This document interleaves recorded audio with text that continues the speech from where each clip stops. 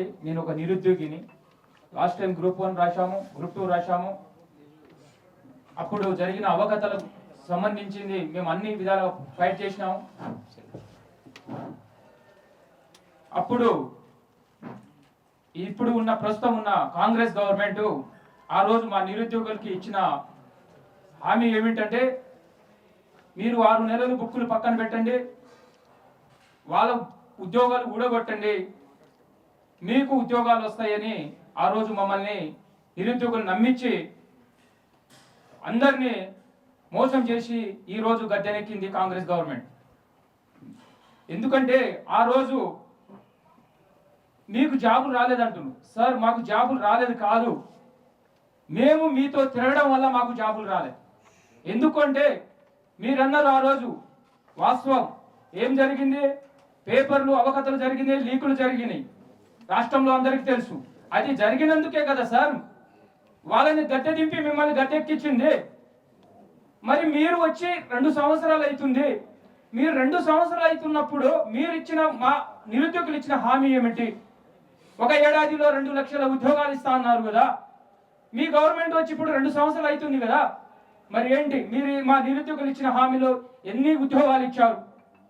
మీరు ఉస్మానియా యూనివర్సిటీకి మొన్న వచ్చారు, రేవంత్ రెడ్డి గారు వచ్చారు. వచ్చి ముందు రోజు ఏమని టీవీలకి, పేపర్లకి, డెబెట్లకి 40,000 ఉద్యోగాలు మేము నోటిఫికేషన్ ఇస్తున్నామని ముందు రోజు నిరుద్యోగులను నమ్మించి మీ దొంగతనంగా వచ్చి సభను నిర్వహించుకొని వెళ్ళిపోయారు.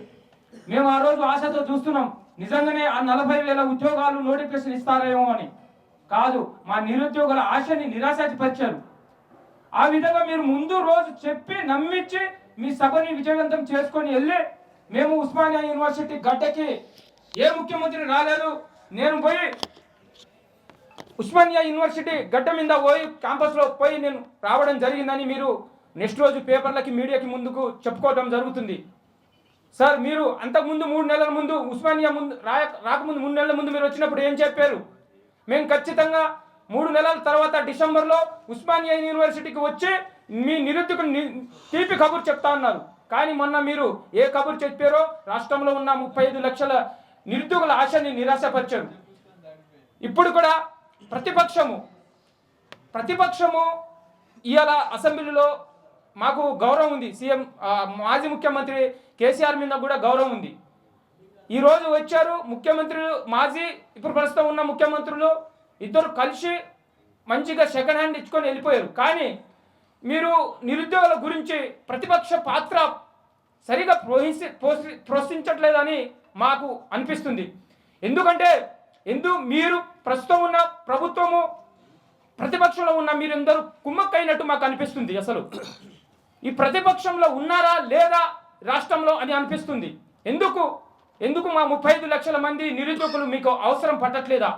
అది బీజేపీలో ఉన్న ప్రతిపక్షం, బీజేపీ ఎమ్మెల్యేలు కావచ్చు, లేకుంటే సిపిఐ ఎమ్మెల్యేలు కావచ్చు, మేము కార్మికుల పక్షమా అని కమ్యూనిస్టు పార్టీలు అంటుంటాయి.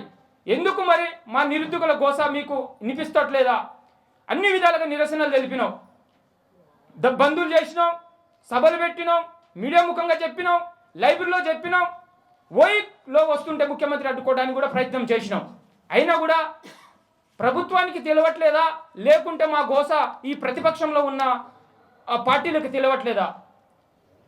ఎందుకంటే ఏ పార్టీ అయినా, ఏ ప్రభుత్వం అయినా ఈ నిరుద్యోగులని వాళ్ళ అవసరాల కోసం వాడుకుంటున్నారని అనిపిస్తుంది. అందుకే మేము అంటున్నాం, ఇప్పుడు మీరు నిరుద్యోగులు, మీరు తెచ్చుకున్న ప్రభుత్వం ప్రజాపాలన, ప్రజాప్రభుత్వం, మీ సమస్యలు ఉంటే మాతో చెప్పండి అంటున్నారు. మేము ఆల్రెడీ ప్రగతి భవనం పోయి సమస్య చెప్పుకున్నాం, సెక్రటరీకి పోయి సమస్య చెప్పుకున్నాం, మంత్రులకు పోయి చెప్పుకున్నాం, అన్ని విధాలు చెప్పినాం. ఇప్పుడు 2 సంవత్సరాలు అవుతుంది, ఇప్పటి కూడా మా సమస్యకి పరిష్కారం అయ్యేటట్టు లేదు. అందుకే మేము రేపు జరగబోయే అసెంబ్లీలో ప్రతిపక్షంలో ఉన్నవారు కావచ్చు, అధికారం పక్షంలో ఉన్నవాళ్ళు కావచ్చు, మా నిరుద్యోగుల మీద చర్చ నడవకపోతే మేము నెక్స్ట్ 35 రాష్ట్రంలో ఉన్న 35 లక్షల నిరుద్యోగులు ఒక కార్యాచరణ ప్రకటించి రాబోయే మీ ప్రభుత్వాన్ని, ప్రతిపక్షంలో ఉన్న గెలిచిన ఎమ్మెల్యేని కూడా వాళ్ళ భారతం పడతామని ఈ వేదిక ద్వారా తెలియపరుస్తున్నాం. Thank you.